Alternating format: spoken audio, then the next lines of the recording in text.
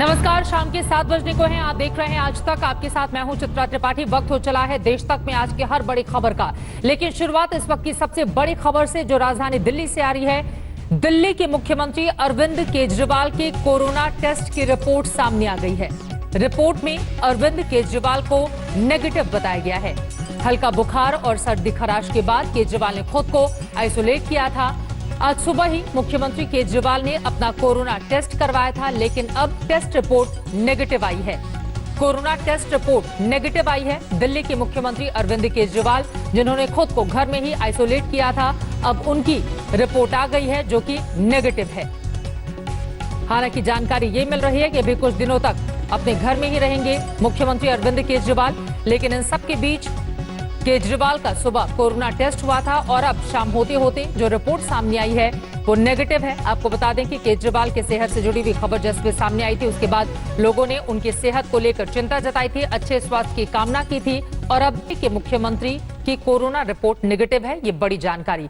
वहीं दिल्ली में कोरोना मरीजों की तादाद लगातार बढ़ती जा रही है। अब तक करीब 30,000 लोग अकेले राजधानी में कोरोना से संक्रमित हुए हैं। इधर एलजी के साथ बैठक के बाद बाहर निकले डिप्टी सीएम मनीष सिसोदिया के एक बयान से हड़कंप मचा हुआ है। मनीष सिसोदिया के मुताबिक अगर मरीजों की संख्या ऐसे ही बढ़ती रही तो जुलाई के अंत तक दिल्ली में 5 लाख से ज्यादा लोग कोरोना से संक्रमित हो जाएंगे। उधर स्वास्थ्य मंत्री डॉक्टर सत्येंद्र जैन का दावा है कि दिल्ली में कम्युनिटी संक्रमण के जैसा संक्रमण फैलने लगा है। दिल्ली के बाजारों में रौनक लौटी, मॉल से ताला उतरा, बस दौड़ी, दफ्तरों में कर्मचारी वापस आ गए। 2.5 महीने से बंद राजधानी की जिंदगी पटरी पर दौड़ने लगी। लेकिन इन छूट के बीच कोरोना का खतरा और भयावह होने की चेतावनी अब हमारे सामने है। अलर्ट सुनेंगे तो हैरत में पड़ जाएंगे। दिल्ली के डिप्टी सीएम मनीष सिसोदिया की माने तो 31 जुलाई तक दिल्ली में कोरोना के 5 लाख केस हो सकते हैं। तब दिल्ली वालों के लिए 80,000 बेड की जरूरत पड़ सकती है। वहीं 15 जुलाई तक दिल्ली में 2.25 लाख केस होंगे और तब 33,000 बेड की जरूरत हो सकती है। इस महीने 30 जून तक दिल्ली में कोरोना के 1 लाख केस होने का खतरा है और अस्पतालों में 15,000 बिस्तर की जरूरत हो सकती है। अभी जो डेटा प्रेजेंट किया गया उसमें ये बताया गया कि 30 जून तक दिल्ली में 15,000 बेड्स की आवश्यकता होगी। 15 जुलाई तक 33,000 बेड्स की आवश्यकता होगी और 31 जुलाई तक 80,000 बेड्स की आवश्यकता होगी। 5.5 लाख कोरोना संक्रमित होने का खतरा सच साबित हुआ तो अकेले दिल्ली ही दुनिया के कई देशों को पीछे छोड़ देगी। तो सवाल उठता है, क्या राजधानी दिल्ली में कम्युनिटी संक्रमण की आशंका है? एम्स के निदेशक भी दिल्ली और मुंबई में कम्युनिटी संक्रमण की आशंका को खारिज नहीं कर रहे हैं। दिल्ली के अंदर अब हम टेक्निकलिटी में ना जाएं, और कल एम्स के डायरेक्टर ने खुद कहा था कि दिल्ली के कंटेनमेंट जोन्स में कम्युनिटी स्प्रेड है, परंतु क्योंकि टेक्निकल इशू है और इसके बारे में फैसला केंद्र सरकार ही कर सकती है, वही बता सकते हैं कि कम्युनिटी स्प्रेड है या नहीं। हम तो कैसे स्प्रेड है, चाहे दिल्ली हो, चाहे बॉम्बे हो या और जगह हो, उसमें हम कह सकते हैं कि चांसेस हैं कि लोकल ट्रांसमिशन हो रहा है, क्योंकि केसेस वहां पे ज्यादा आ रहे हैं। अगर हम पूरे देश की बात करें तो ऐसा सिचुएशन नहीं है। हालांकि केंद्र सरकार ने अभी दिल्ली में कम्युनिटी संक्रमण की आशंका से इनकार किया है। वहीं दिल्ली के कंटेनमेंट जोन की संख्या बढ़कर 232 हो गई है। हर रोज दिल्ली में मरीजों की संख्या बढ़ रही है। फिलहाल इस वक्त मैं कंटेनमेंट जोन के बाहर मौजूद हूँ। दिल्ली में 200 से ज्यादा कंटेनमेंट जोन जो है दिल्ली सरकार ने बनाए हुए। कुछ कंटेनमेंट जोन जो है वो बार बार हटा भी दिया जाता है, लेकिन ये कंटेनमेंट जोन है जो गीता कॉलोनी इलाके में आप देख सकते हैं पूरी तरह से बैरिकेडिंग दिल्ली पुलिस ने पीछे की तरफ कर रखी है। दिल्ली में हर 12 से 13 दिन में कोरोना मरीजों के आंकड़े दोगुने हो रहे हैं। ऐसे में अगर मनीष सिसोदिया का डर सच साबित हुआ तो हालात से निपटना मुश्किल हो जाएगा। ऐसे में अभी संभलने की कोशिश करें, सही जानकारी हासिल करें और छूट के बीच लापरवाह होने से बचें। बैठक के बाद इस बात को लेकर चिंता होनी चाहिए कि वो 50% कोरोना मरीज आखिर कहां से संक्रमित हुए और दिल्ली में आने वाली स्थिति को संभालने के लिए किस तरह से बेड का इंतजाम किया जाएगा। लेकिन ये पूरा मामला सियासत की भेंट चढ़ता जा रहा है। पंकज जैन के साथ चिराग गोठी, दिल्ली आज तक।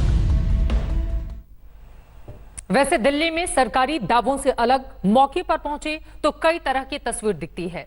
दिल्ली के एलएनजेपी अस्पताल के बाहर मरीजों के रिश्तेदारों की अगर आप बात सुनेंगे तो कोरोना की मुश्किलों का आभास होगा। हमारी संवाददाता श्वेता सिंह ने ऐसे ही कुछ परिवारों से की है बातचीत, सुनिए। दिल्ली में कोरोना पीड़ितों के लिए बेड्स हैं, नहीं है, इलाज हो रहा है, नहीं हो रहा है, इसे लेकर रस्साकशी तो खूब चल रही है, लेकिन इसकी वास्तविक स्थिति क्या है?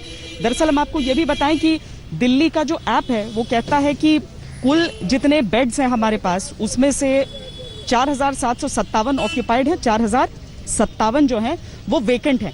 ये उन लोगों के लिए है जो इन अस्पतालों में लाना चाहते हैं अपने मरीजों को उस लक्षण के साथ। लेकिन इस अस्पताल के बाहर, एलएनजेपी के बाहर हमें एक अलग तरह का कंफ्यूजन दिख रहा है।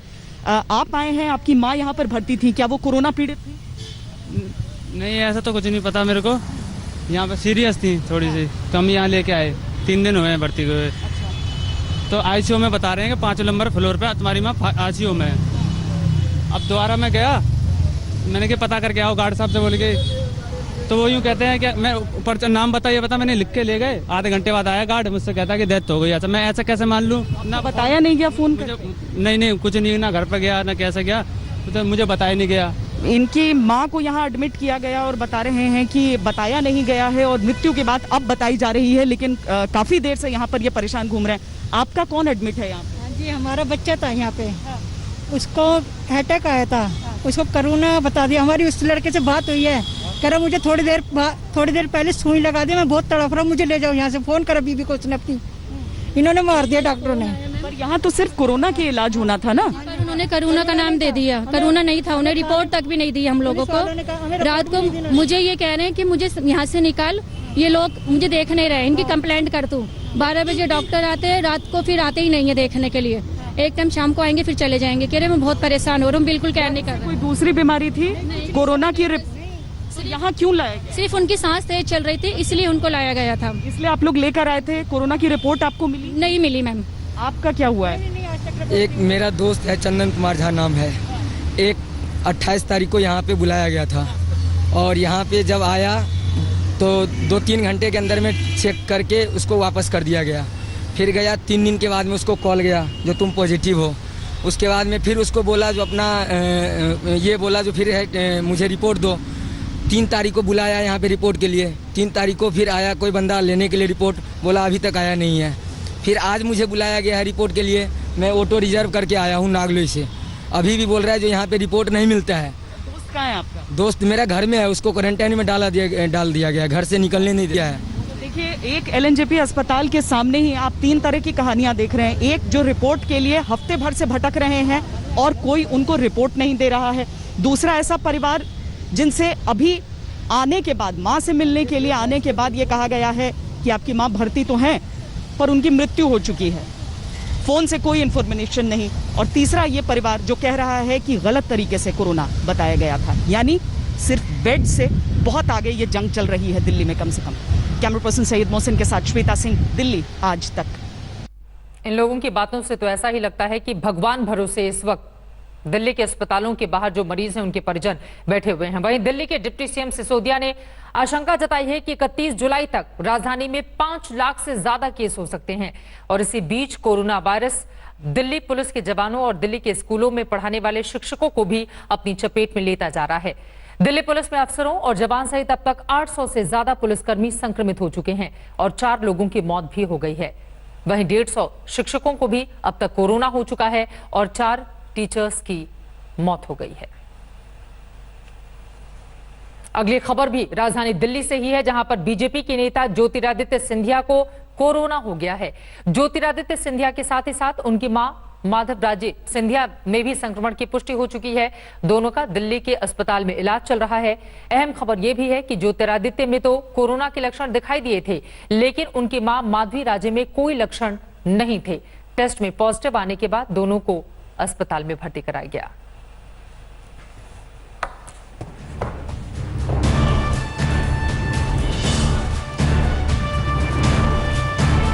कोरोना से से बचना है तो जितनी हो सके उतनी सावधानियां आप बरतिए, क्योंकि कोरोना के आंकड़े का अगर आप ग्राफ देखेंगे तो यही लगता है कि जहां सावधानी हटी वहां कोरोना का हमला हो गया। देश में कोरोना से बीमार पड़ने वालों की तादाद बड़े आंकड़ों के जरिए आपको बताने की हम कोशिश करते हैं कि इस वक्त हिंदुस्तान में स्थिति दरअसल कोरोना संक्रमितों को लेकर किस तरह की है, और ये आंकड़े यकीनन काफी ज्यादा भयावह हैं। संक्रमित होने वालों की तादाद 2,70,000 के करीब पहुंचने वाली है। जो बड़ा आंकड़ा निकलकर सामने आया है वो हम आपको, अगली खबर भी राजधानी दिल्ली से ही है, जहां पर बीजेपी के नेता ज्योतिरादित्य सिंधिया को कोरोना हो गया है।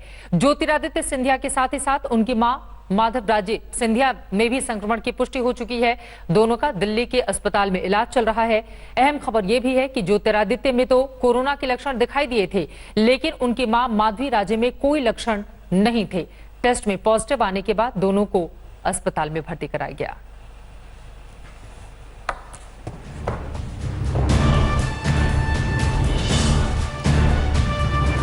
और 943 कुल केस, 11,357 लोग ठीक हुए हैं, 874 लोगों की जान चली गई है। ये सिर्फ राजधानी दिल्ली का आंकड़ा है। दिल्ली के अलावा महाराष्ट्र में सबसे भयावह स्थिति महाराष्ट्र की है। 88,529 कुल केस, 40,975 हालांकि ठीक भी हुए हैं, ये बड़ी तादाद है, जबकि 3,169 लोगों की जान चली गई है।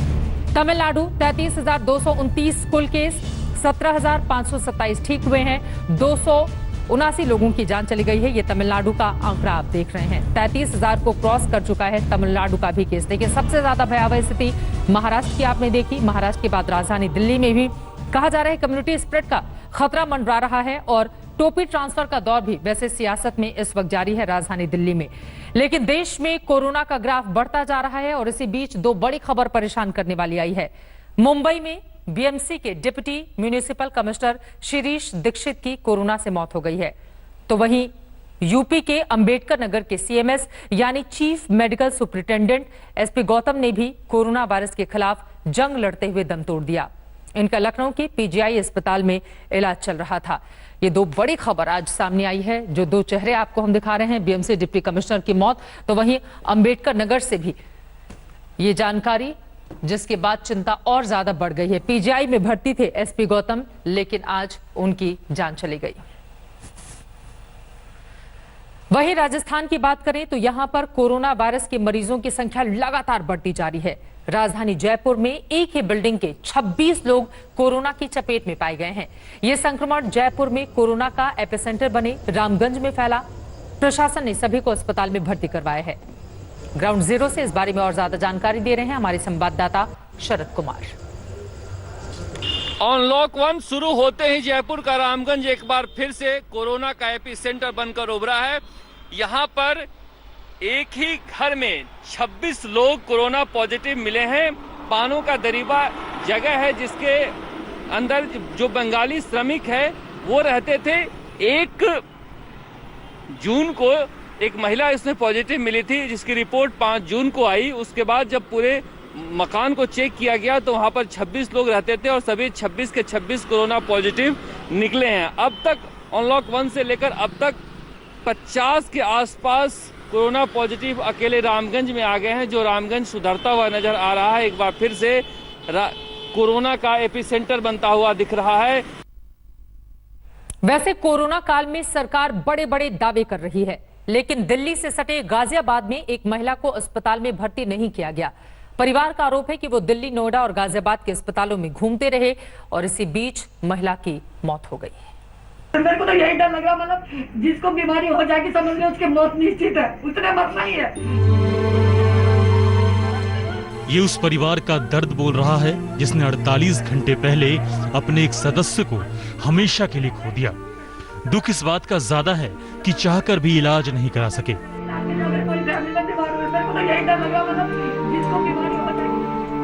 रविवार सुबह गाजियाबाद खोड़ा कॉलोनी में रहने वाली एक महिला को सांस लेने में परेशानी हुई।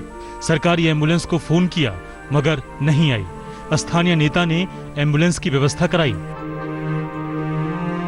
एम्बुलेंस मिली तो अस्पताल की तरफ दौड़े, लेकिन नोएडा के अस्पतालों ने इलाज से इनकार कर दिया। गाजियाबाद में भी यही हुआ।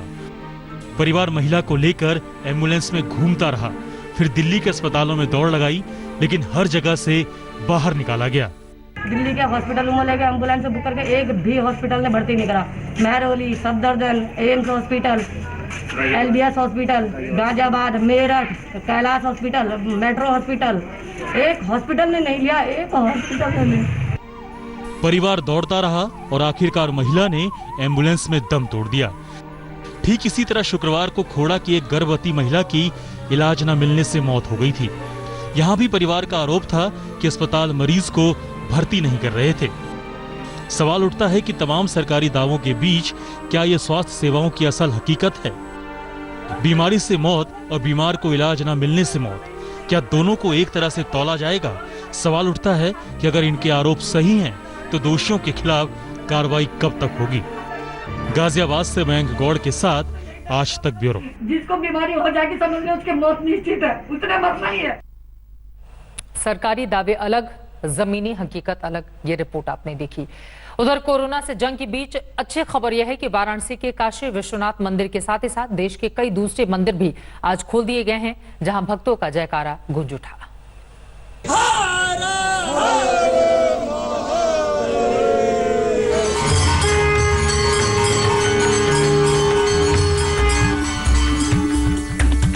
80 दिनों का इंतजार खत्म हुआ और खत्म हुई भक्तों की बाबा विश्वनाथ से दूरी।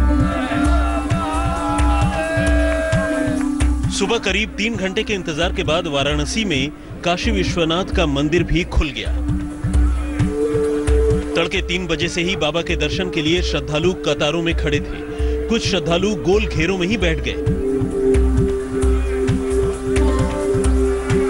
3 घंटे के इंतजार के बाद आखिर मंदिर के कपाट खुले तो श्रद्धालुओं के चेहरे खिल गए। बाबा का दर्शन लॉकडाउन जिस दिन लगा था उस दिन जो है हम लोगों ने किया, उसके बाद से दर्शन बंद थी। आज बाबा ने याद किया, परमिशन मिली आज बाबा के दर्शन की, तो हम लोग आज आए हैं दर्शन करने के लिए। और बाबा के दर्शन में ही बस सुकून है और किसी चीज में। बहुत अति प्रसन्नता हो रही है। काफी महीनों बाद बाबा का दर्शन जो है हम लोग को मिलने जा रहा है। भगवान से भक्तों की ये दूरी लगातार लंबी खिंच रही थी और इसके साथ ही बढ़ रही थी भक्तों की बेचैनी। लेकिन अब ये इंतजार खत्म हो गया है। दिल्ली का प्रसिद्ध झंडेवालान मंदिर भी मंगलवार मां के दर्शनों के लिए खोल दिया गया। कल ही दिल्ली में सीपी का हनुमान मंदिर खुल गया था। आज यहां काफी तादाद में श्रद्धालु पहुंचे। धर्मनगरी गया का विष्णुपाद मंदिर भी खुल गया। कपाट खोलने से पहले बाकायदा पूजा अर्चना की गई। इसके बाद कपाट खुले तो भक्ति भाव में डूबे श्रद्धालुओं का उत्साह देखने लायक था। मोहाली के सनातन धर्म मंदिर के कपाट भी खुल गए। यहां भी भक्तों के आने का सिलसिला शुरू हो गया। अयोध्या में हनुमानगढ़ी मंदिर भी सोशल डिस्टेंसिंग के नियमों के साथ श्रद्धालुओं के लिए खोल दिया गया है। सुदूर दक्षिण में केरल की राजधानी तिरुवनंतपुरम में भी आज से सारे मंदिर खुल गए। देश के देवालय तो खुल गए, यहाँ भक्ति और आस्था का सिलसिला फिर शुरू हो गया है। हो सकता है कि यहाँ से उठी कोरोना मुक्ति की भक्तों की पुकार का ही कुछ असर हो जाए। वाराणसी से रोशन जायसवाल के साथ आज तक ब्यूरो। और अब बात गृह मंत्री अमित शाह की, जिन्होंने आज पश्चिम बंगाल में वर्चुअल रैली की। अपनी रैली के दौरान अमित शाह ममता बनर्जी पर जमकर बरसे, जिन्होंने ममता से पिछले 10 साल का हिसाब भी अमित शाह की ओर से मांगा गया। पीर पर्वत सी पिघलनी चाहिए, इस हिमालय से कोई गंगा निकलनी चाहिए। एक पीड़ा का पहाड़ है, वहां से गंगा निकालने की कभी बात कर रहा है। सिर्फ हंगामा खड़ा करना मेरा मकसद नहीं है, मेरी कोशिश है कि ये सूरत बदलनी चाहिए। कुछ इस अंदाज में गृह मंत्री अमित शाह ने पश्चिम बंगाल की वर्चुअल रैली में ममता सरकार पर हमला किया। रैली भले ही वर्चुअल हो, लेकिन हमले का अंदाज वही। लॉकडाउन के दौरान मजदूरों की घर वापसी का मुद्दा हो या फिर सीएए, अमित शाह ने एक के बाद एक दीदी पर सवालों की बौछार कर दी। हमने उसको श्रमिक ट्रेन नाम दिया। ममता दीदी ने कोरोना एक्सप्रेस कहा। ममता दीदी, एक कोरोना एक्सप्रेस आपने जो कहा है, बंगाली श्रमिकों का, बंगाली मजदूरों का जो अपमान किया है, एक कोरोना एक्सप्रेस ही आपको बंगाल के बाहर एग्जिट करने का एक गेटवे बन जाएगी। आप कल जरा एक प्रेस कॉन्फ्रेंस कर आपके 10 साल का हिसाब दीजिएगा और ध्यान से दीजिएगा, कहीं बम धमाकों की संख्या मत बता दीजिएगा, बंद फैक्ट्रियों की संख्या मत बता दीजिएगा। आयुष्मान भारत योजना बंगाल के अंदर लागू नहीं होती। किस प्रकार की व्यवस्था आप कर, राजनीति की भी एक हद होती है और आप हमें कह रही है हम राजनीति कर रहे हैं। देश भर ने आयुष्मान भारत योजना स्वीकार ली और ममता दीदी। बीजेपी मुख्यालय से शाह पश्चिम बंगाल के करीब 1 करोड़ कार्यकर्ताओं से रूबरू हुए। करीब 65,000 बूथ पर अमित शाह का ये भाषण सुना गया। अमित शाह ने इस दौरान पश्चिम बंगाल की जनता से कई वादे भी किए। अमित शाह। नमस्कार, मैं हूं अंजना ओम कश्यप। हमें उम्मीद है ये वीडियो आपको पसंद आया होगा। लेटेस्ट खबरों के लिए यूं ही देखते रहिए आज तक और इस वीडियो के पसंद आने पर लाइक, शेयर एंड सब्सक्राइब करना ना भूलें।